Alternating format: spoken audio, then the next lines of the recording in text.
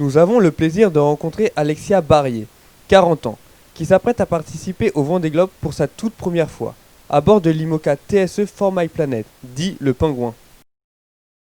Salut, je suis Alexia Barrier, skipper du Vendée Globe 2020 et navigatrice depuis l'âge de 3 ans. Donc je suis skipper du bateau TSE For My Planet, le plus vieux bateau de la flotte. Il y a 10 ans, j'ai décidé de m'engager pour préserver mon terrain de jeu, l'océan, auprès des scientifiques en équipant mes bateaux de course de capteurs pour leur permettre de récolter des données pour mieux connaître l'océan. Donc j'ai un thermosalinomètre à bord qui prend des données de température et salinité, qui sont les deux données qui permettent de définir la densité de l'eau qui influe sur les courants marins et sur le changement climatique. Et j'ai embarqué aussi 3 profilers, donc un flotteur Argo, une bouée météo et un flotteur pour le CNES que je vais déployer en mer. Encore une fois, ces bouées vont rester en mer pendant des années et envoyer des données via Iridium aux scientifiques qui observent l'océan. Ma passion pour la voile, je pense qu'elle est née... En fait, je suis née à Paris, mes parents ont déménagé à Nice quand j'avais 3 ans. Et je pense qu'en tirant ses premiers bords en famille à Antibes et sur le département 06, j'ai adoré ça tout de suite dès mon plus jeune âge. Donc ensuite, évidemment, j'ai fait de la compétition et j'ai poursuivi ma carrière professionnelle depuis 15 ans maintenant. J'ai fait 17 transatlantiques en course. Et pour moi, je me sens beaucoup plus à l'aise en mer qu'à terre. L'océan, c'est vraiment un endroit où je me sens bien. Être une femme, c'est oui, assez singulier peut-être dans le milieu de la course au large.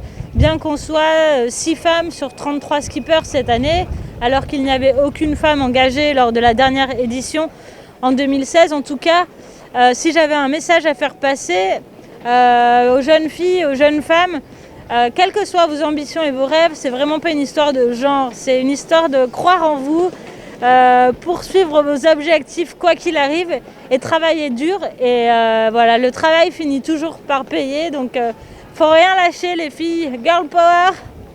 Pour moi, le Vendée Globe représente ce qu'on entend souvent, c'est l'Everest des mers, mais c'est vrai, c'est la course la plus difficile au monde.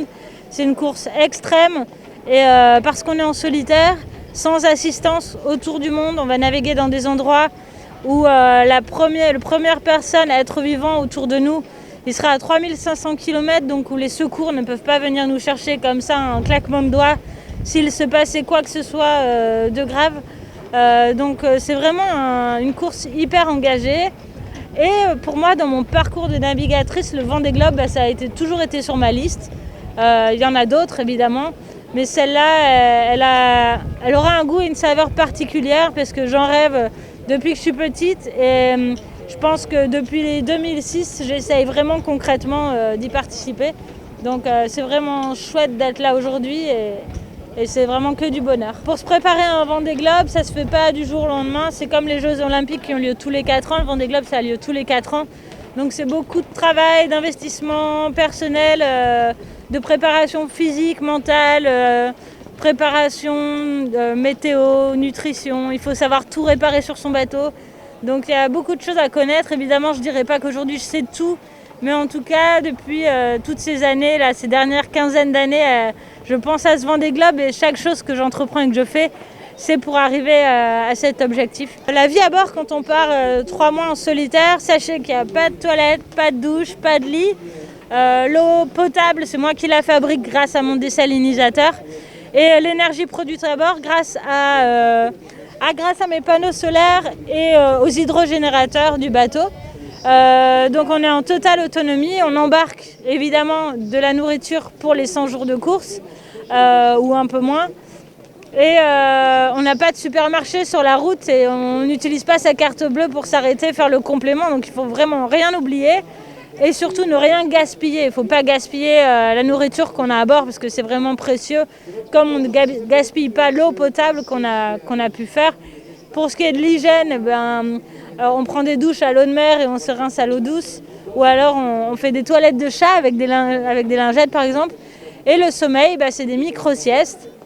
Alors vraiment, parfois c'est pas simple parce que ça bouge, ça tape, on est mouillé, on a froid.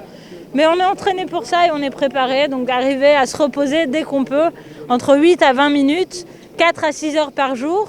Et le jour comme la nuit, c'est la même chose. Et voilà, donc c'est un rythme particulier, ouais.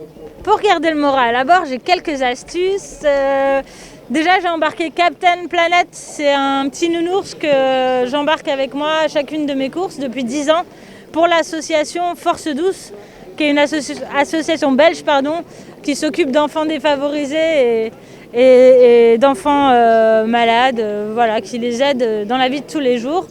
Également, les astuces, c'est d'avoir quelques petits plats que j'adore. Donc moi, je suis du sud, je suis méditerranéenne et j'embarque dans ma cambuse, j'embarque du panettone. Et après, évidemment, j'ai mis des photos dans le bateau, des photos de ceux que j'aime. Parce que sans ma famille et mes proches, je ne serais jamais arrivée à être sur la ligne de départ du Vendée Globe et de aucune course d'ailleurs. Le soutien de ceux qu'on aime, c'est super important. Et après, dans le bateau, je mets des podcasts, de la musique. Alors vous me verrez sûrement danser, chanter à tue-tête dans mes vidéos.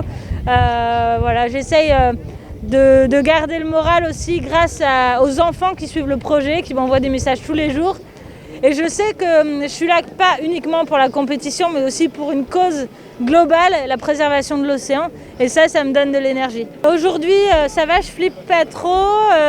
Mon bateau est prêt. J'ai une super équipe qui fait en sorte que tout soit prêt pour le grand jour. Et pour tout le trajet, tout le parcours du Vendée Globe. Et par contre, c'est vrai qu'il y a une partie de cette planète sur laquelle j'ai jamais navigué. C'est le sud de l'Indien et le sud du Pacifique, donc c'est un peu l'inconnu, mais je n'ai pas peur. Pour autant, je sais que ça va être dur, mais ça sert à rien de flipper en avance, d'être stressé 10 jours avant le départ pour quelque chose que je ne connais pas. C'est inutile, on verra bien quand j'y serai. Chaque jour suffit sa peine et il faut savoir profiter du moment présent. Et là, je suis au Sable d'Olonne, au ponton du Vendée Globe avec du public alors qu'il pleut, plein de supporters et c'est juste canon. Alors il y a des moments mythiques sur ce Vendée Globe, le passage des 3 caps, Cap de Bonne-Espérance, Cap Lewin, Cap Horn. Le Cap Horn, je pense que c'est le plus mythique parce que ça sonne la fin du champ de bosse que sont l'Indien et le Pacifique. En même temps, moi je suis focus sur le début du parcours que je connais bien, où je serai sûrement plus à l'aise. Jusqu'au Brésil, je connais parfaitement. Et après ça, savoir attaquer l'Indien et le Pacifique en étant reposé pour pouvoir encaisser les vagues et les vents difficiles. Une fois qu'on a passé les 2 premiers caps, il y a le Cap Horn. Là, ça va être la grosse joie, même si je sais que je vais être crevée. Et une énorme excitation, mais il faut rester concentré parce que c'est pas fini. Il reste tout l'Atlantique à remonter et on sait que sur les Vendée Globe, il s'est passé plein de trucs à ce moment-là. Si c'est pas un secret, est-ce que j'ai des astuces ou des stratégies pour la course ? J'ai bien sûr quelques habitudes prises grâce à mon expérience. La première, c'est celle d'être super optimiste. Quoi qu'il arrive, il y a toujours des solutions. On trouve toujours des solutions aux problèmes. Si j'avais un seul secret, ça serait ça, c'est de garder le smile, même sans raison, et de continuer à y croire et d'attaquer quoi qu'il arrive. Hello les amis, hello, bienvenue à bord de For My Planet. Hello, hello les amis, hello, bienvenue à bord de For My Planet. Hello les amis, hello les amis. Le Pingouin, mon bateau, c'est le plus vieux bateau de la flotte et il n'a pas de foil parce qu'on n'allait pas transformer une 2 chevaux en Formule 1. Donc évidemment sur le papier c'est peut-être le bateau le plus lent qui irait 30% moins vite que les bateaux récents. Néanmoins, il y a quand même encore 2 facteurs importants dans le Vendée Globe, c'est le marin de savoir avoir confiance en son bateau et savoir il l'a déjà fait, il a déjà terminé 4 fois, donc il pourra le faire une 5e fois. Et la confiance dans mon bateau, c'est hyper important. Et aujourd'hui, vous me diriez, je vous donne un bateau à foil pour partir demain. Absolument pas, j'en veux pas moi. J'aime mon bateau et je sais qu'on va vivre une très belle aventure ensemble. Donc c'est sûr, je suis moins rapide, mais au moins j'ai de grandes chances de terminer. Je suis engagée pour l'océan et j'ai eu la visite de Cyclinard d'ailleurs sur les pontons ici du Vendée Globe. Moi, je vais embarquer des instruments pour la science. Avec Format et Planète, on travaille avec les scientifiques depuis 10 ans, mais j'embarque aussi dans mes voiles l'image de Wild Angels. Je suis présidente de la fondation Wild Angels depuis quelques mois et on met en place une application, un jeu pour donner envie à chacun d'entre vous de devenir des héros pour préserver la biodiversité. L'océan, ça fait partie de la planète bleue. La biodiversité, on est en train de la détruire. On a perdu plus de 80% des insectes, de la population d'insectes en moins de 20 ans. 68% des vertébrés ont disparu en moins de 50 ans. Il y a très peu d'argent qui est investi aujourd'hui pour préserver la biodiversité qui est essentielle à la survie de l'homme sur cette planète ou pour vivre dans de bonnes conditions. Et du coup, nous, on a trouvé un moyen fun et sexy d'impliquer les citoyens du monde à travers ce jeu. Pour 1 euro investi, vous avez 1 mètre carré de réserves naturelles protégées en plus sur la planète. Notre objectif, c'est 30% des réserves en plus dans les prochaines années. Avec Format et Planète, on a aussi un volet éducatif, pédagogique. À chaque grande course, on édite un kit pédagogique pour que les élèves des écoles et collèges, lycées puissent suivre l'aventure, mais aussi des associations d'enfants défavorisés à travers le monde. Donc on a aujourd'hui plus de 200 écoles qui nous suivent, des associations au Brésil, en Afrique du Sud, à New York. Et l'idée, c'est de leur parler de la course, mais surtout de leur parler de la planète bleue, de leur donner envie de l'aimer, de la préserver.